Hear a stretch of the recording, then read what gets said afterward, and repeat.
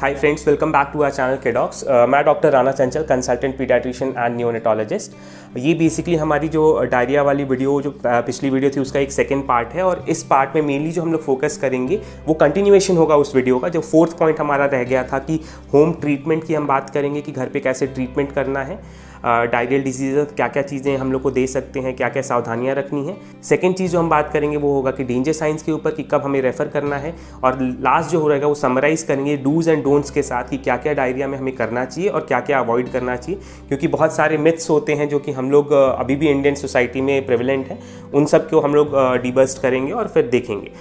ये जो प्रेजेंटेशन रहेगी या ये जो वीडियो है ये प्रेजेंटेशन फॉर्म में है, ताकि जो लोग इंग्लिश में समझते हैं, हिंदी बहुत अच्छा नहीं समझ पाते हैं, उनको भी बहुत हेल्पफुल रहेगा इस वीडियो के साथ। तो हम कोशिश यही करेंगे कि ये सारे ज़्यादा से ज़्यादा लोगों को पहुँचे और आप लोग ज़्यादा से ज़्यादा लोगों को शेयर करें। तो चलिए फिर आज की ये सेकेंड पार्ट वाली वीडियो शुरू करते हैं। सबसे इंपॉर्टेंट ट्रीटमेंट और पहली चीज़ होनी चाहिए कि आप बच्चे को ORS देते रहें, घर पे रखे रहें। WHO ORS स्टैंडर्ड फॉर्मुलेशन होता है। इसके बारे में अभी मैं स्लाइड से पढ़ूंगा कि बताऊंगा कैसे देना चाहिए, कितना देना चाहिए और घर पे आप कैसे बना सकते हैं। वंस अगेन, ये ट्रीटमेंट नहीं है, this is not a cure. ये डायरिया को ठीक नहीं करेगा, ये डायरिया से होने वाले जो सीरियस कॉम्प्लिकेशंस हैं उसको बचाएगा। तो इस चीज़ को ध्यान देना है कि हम ORS पिला रहे हैं तो ऐसा नहीं कि डायरिया ठीक हो जाएगा बच्चे का, बस उसकी कॉम्प्लिकेशंस नहीं होंगे। तो ये चीज़ इंपॉर्टेंट है, ध्यान में रखना।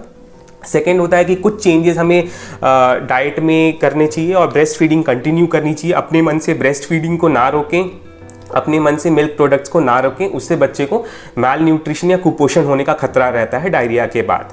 और जो मीठे फ्लूइड्स हैं, इसके बारे में भी अभी डिटेल में बात करेंगे, मीठे फ्लूइड्स को अवॉइड करना रहता है। नेक्स्ट जो इंपॉर्टेंट पार्ट ऑफ मैनेजमेंट होता है वो होता है जिंक थेरेपी। तो ये जितने भी बच्चों को डायरिया होता है, वाटरी डायरिया है, ब्लड वगैरह नहीं आ रहा है, तो आप घर पे खुद से भी शुरू कर सकते हैं। जनरली डॉक्टर्स प्रेस्क्राइब करते हैं।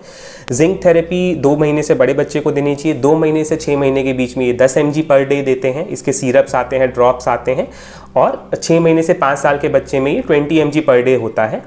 इसके अलावा जिंक थेरेपी हमेशा 14 दिन के लिए, यानी जनरली जो पैकेट्स आते हैं वो 14 डेज के लिए होते हैं, 2 वीक्स पूरा कंप्लीट करना चाहिए। बच्चे का डायरिया, लूज स्टूल्स ठीक होने के बाद भी आप प्लीज़ इसका कोर्स कंप्लीट करिए। इससे क्या होता है कि नेक्स्ट 3 मंथ्स में बच्चे को कुछ हद तक प्रोटेक्शन मिल जाती है इन डायरियल डिजीजेज या लूज स्टूल से। तो इसलिए इंपॉर्टेंट होता है कि 14 डेज हम पूरी कंप्लीट करें। जैसे बच्चा अगर ठीक हो गया तो हम इसको बंद ना करें, ये इंपॉर्टेंट चीज़ है। नेक्स्ट जो आता है कि आजकल बहुत यूज़ हो रहा है और अच्छा रिजल्ट्स भी आता है, वो होता है प्रीबायोटिक्स के, जो कि मैंने बात की।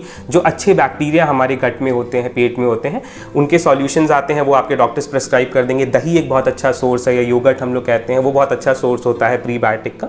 और once again, please avoid antibiotics, अपने मन से नहीं लेनी है। विदाउट एनी प्रूफ हम लोग को नहीं देना चाहिए। इवन बैक्टीरियल डायरियाज में भी इनिशियल में फेजेस में बिना एंटीबायोटिक के बच्चे ठीक हो जाते हैं। इनिशियली एंटीबायोटिक की ज़रूरत नहीं होती है, तो इसलिए ये चीज़ इंपॉर्टेंट है।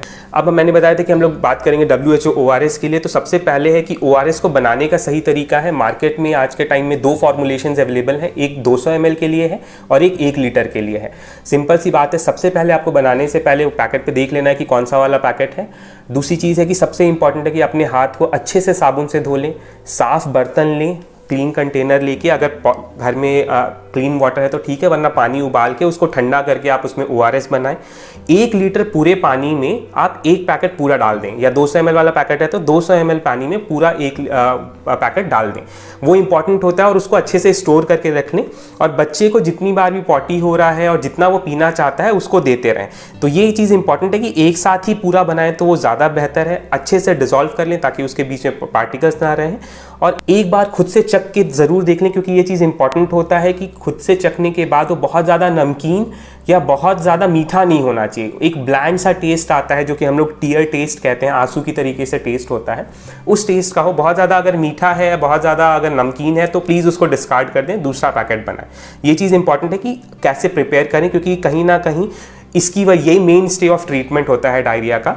और सबसे इंपॉर्टेंट स्टेप इसमें यही है कि साफ बर्तन और साफ हाथ रख के करें। नेक्स्ट आता है कि डोज कितनी होनी चाहिए ORS की। तो मैंने जैसे बोला कि बड़े बच्चों में तो जितना वो पीना चाहे 2 लीटर तक आराम से वो दिन भर में पी सकते हैं।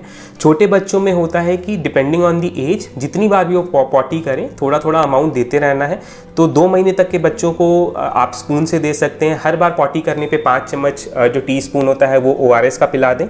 अगर 2 महीने से 2 साल के बच्चों में 1/4 ग्लास या आधा ग्लास तक आप दे सकते हैं, यानी 50 से 100 ml हर बार पॉटी करने पे। 2 साल से 10 साल में यही आधी ग्लास से 1 ग्लास तक आप दे दीजिए। जितनी बार बच्चा पॉटी करने जाए उतनी बार आप आधी आधी ग्लास करके, अगर बड़ा बच्चा है तो 1-1 ग्लास करके 100 से 200 ml हर बार पॉटी करने के बाद दे दें। और अगर 10 साल से बड़ा बच्चा है तो खुद ही समझदार होगा, जितना ज़्यादा आप दे सकते हैं उतना ORS देते रहें। 2 लीटर तक बिल्कुल सेफली आप दे सकते हैं। इसके बाद है कि एडमिनिस्ट्रेशन कैसे करना है, कैसे देना है। तो एक तो मैंने बताया कि छोटे छोटे स्पून से, चम्मच से सिप्स देते रहें। बड़े छोटे बच्चे जो होते हैं वो एकदम से बड़ा अमाउंट एक बार में पी नहीं पाते हैं, तो इसलिए ये इंपॉर्टेंट है। अगर मान लीजिए कई बार जो एक्यूट गैस्ट्रोएंटराइटिस या डायरिया में बच्चे वॉमिटिंग भी करते हैं, तो अगर बच्चे ने ORS पीने के बाद वॉमिटिंग कर दिया तो प्लीज़ उसको दोबारा तुरंत ना दें, फोर्स ना करें। 10 से 15 मिनट वेट करें, उसके बाद से फिर से देना शुरू करें और थोड़ा सा और कम अमाउंट में जल्दी दें, तो वो ज़्यादा बेहतर है। कि जैसे आपको 1 लीटर देना है तो पहले आप 10 बार में दे रहे थे, तो उसको 20 बार में दें, कम अमाउंट में दें। जब भी बच्चा वॉमिटिंग करता है तो 10 से 15 मिनट वेट करने के बाद दोबारा ट्राई करें। और जैसे मैंने बताया कि 24 आवर्स तक ये ठीक रहता है। 24 आवर्स के बाद आप दूसरा सॉल्यूशन बना लें। अगली चीज़ आती है कि हम घर पे, मान लीजिए अगर हमारे पास है कि ORS नहीं है, रात में डायरिया शुरू हो गया या किसी भी वजह से नहीं है, तो आप घर पे भी ORS ईजिली बना सकते हैं। हमें वही सारी स्टेप्स को करना है। हाथ अच्छे से धोना है, साफ़ बर्तन लेना है, साफ़ पानी 1 लीटर पूरा नाप के लें। उस 1 लीटर पानी में हम 6 चम्मच लेवल करके, जो होता है ऊपर भी उभरा हुआ ना हो, लेवल जो चम्मच है, यानी 5 ग्राम का अगर हम 1 चम्मच माने तो 6 चम्मच यानी 30 ग्राम चीनी लेना है।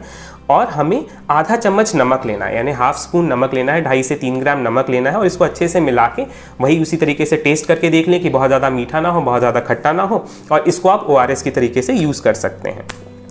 अगली चीज़ आती है कि अगर ORS नहीं अवेलेबल है तो हम कोई और फ्लूइड्स दे सकते हैं या नहीं दे सकते हैं, और अगर दे सकते हैं तो कौन सी चीज़ें दे सकते हैं। तो सबसे पहली तो चीज़ है कि ब्रेस्ट फीडिंग कंटिन्यू रखें। ये बहुत सारा मिथ है कि हम सीधे दूध बंद कर देते हैं, हम लैक्टोज फ्री मिल्क देना चाहते हैं, ऐसा कुछ नहीं है। प्लीज़ कंटिन्यू ब्रेस्ट फीडिंग, सबसे इंपॉर्टेंट है। आप दाल का पानी, आप चावल का पानी जो गाँव में माड़ कहा जाता है, आप उसको दे सकते हैं, बहुत हेल्दी होता है, हल्का सा नमक मिला के। वेजिटेबल सूप, अगर बच्चा आराम से ले रहा है तो कोई भी वेजिटेबल सूप आप दे सकते हैं। लस्सी दे सकते हैं, बहुत अच्छी चीज़ होती है। प्लीज़ आप डरिए नहीं कि ठंड लग जाएगी या ये हो जाएगा, आप लस्सी आराम से दे सकते हैं, हल्का सा नमक मिला के उसमें चाहिए तो। नींबू पानी दे सकते हैं। नींबू पानी में ध्यान यही रखना है कि बहुत सारा चीनी ना मिलाएं, शुगर का जो अमाउंट है वो बहुत कम रखें।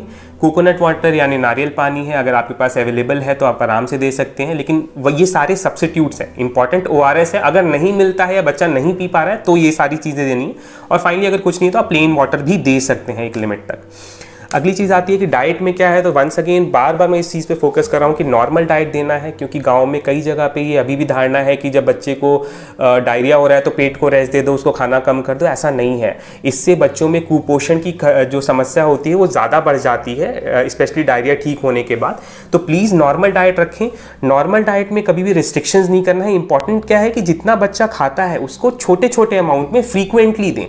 अगर बच्चा 4 रोटी खाता है तो 4 रोटी एक बार में ना देके बच्चे को 1-1 रोटी करके 4 बार में दें। तो स्मॉल अमाउंट फ्रीक्वेंट फीडिंग ये इंपॉर्टेंट होती है डाइट में।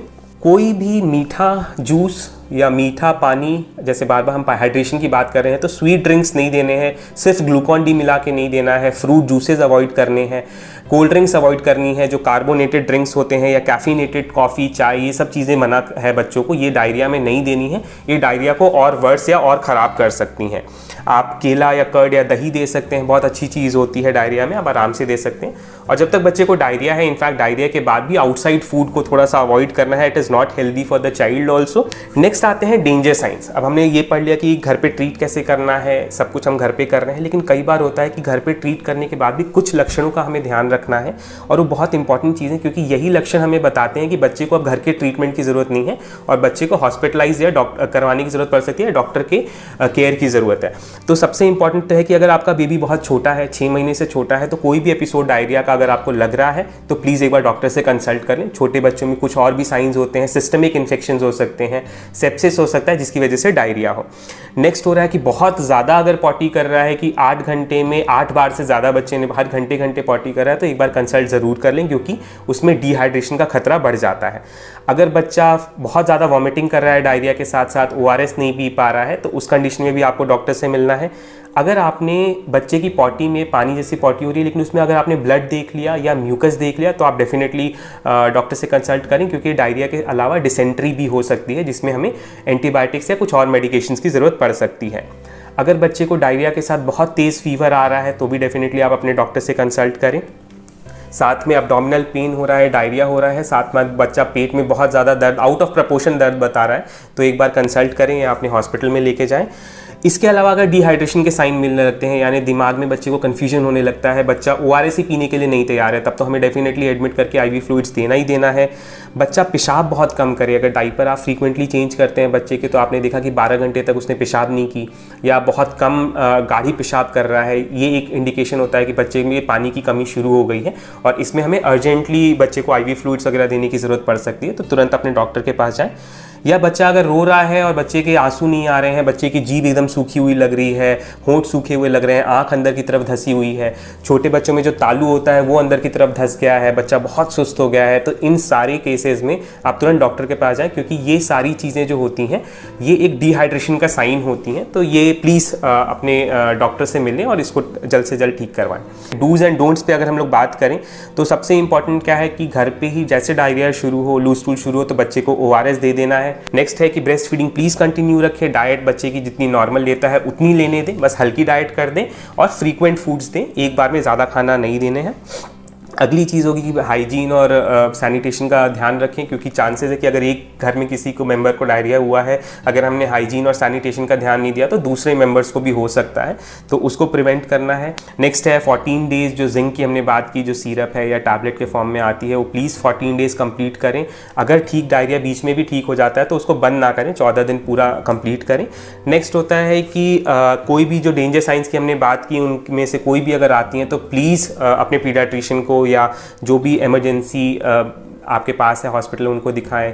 क्या क्या चीज़ें नहीं करनी है, तो जो मैंने बोला कि बच्चे को भूखा ना रखें, कि बच्चे को डायरिया हो रहा है तो अगर हम लोग सोर्स ही कम कर देंगे, खाना कम देंगे, तो ऑटोमेटिक ये चीज़ नहीं करनी है। It is a very bad thing. बच्चे को बहुत सीरियस कॉम्प्लिकेशन हो सकते हैं और आगे चल के बच्चा कुपोषण का शिकार हो सकता है, मैल न्यूट्रिशन हो सकता है, तो ये चीज़ नहीं करनी है।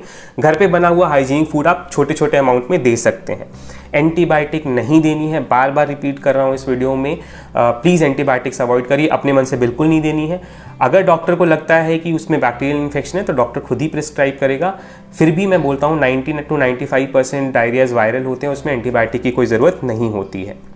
मीठी चीज़ें या मीठा जो पानी है, जूसेस हैं, सॉफ्ट ड्रिंक्स हैं, कार्बोनेटेड वाटर या कैफिनेटेड वाटर बच्चे को डायरिया में बिल्कुल नहीं देना है, अवॉइड करना है। प्लीज़ अपने मन से दूध ना बंद करें, ब्रेस्ट फीडिंग ना बंद करें, उससे डायरिया में जितना बढ़ोतरी नहीं होगी उससे ज़्यादा नुकसान हो जाएगा अगर हम बच्चे को अपने मन से दूध बंद कर देते हैं। नेक्स्ट चीज़ आता है कि अगर बच्चे के सिम्टम्स नहीं इम्प्रूव कर रहे हैं तो देरी ना करें, घर पे ही ट्रीट ना करने की कोशिश करें, फ़ोन पे ट्रीटमेंट लेने की कोशिश ना करें, प्लीज़ देरी ना करें, अपने पीडियाट्रिशियन को या अपने चाइल्ड स्पेशलिस्ट को ज़रूर जल्द से जल्द दिखाएं। तो इस वीडियो में बस इतना ही। होपफुली आपको ये दोनों वीडियोज़ एक साथ देखने पर काफ़ी इन्फॉर्मेशन मिली होगी और you will be able to manage a case of diarrhoea. अगर आपके बेबी को भी डायरिया होता है या लूज स्टूल्स होता है तो आप बेहतर तरीके से मैनेज कर पाएंगे अपने घर में, और आपको पता होगा कि कब आपको डॉक्टर के पास लेके जाना है या कब आपको इमरजेंसी में अपने बेबी को दिखाना है। तो don't forget to like the video, share it with your friends and families जिनके पास छोटे बेबीज़ हैं और जिनको ये प्रॉब्लम्स रही हैं, और definitely click that subscribe button so that हमारे को इंकरेजमेंट मिलती रहे और हम इसी तरीके के वीडियोज़ आगे भी प्रेजेंट करते रहें। थैंक यू, नमस्ते।